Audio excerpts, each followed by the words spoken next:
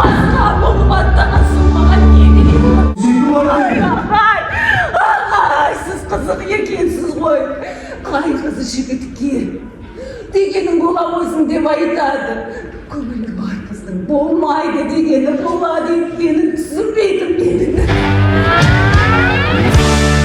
көлеңкең болайын, енді не қылайын, айтшы маған. Анау тұмаршаң секілді дәл осылай бауырыңызға қысып жібермей қойсаңыз мен сіздікі едім ғой ағай.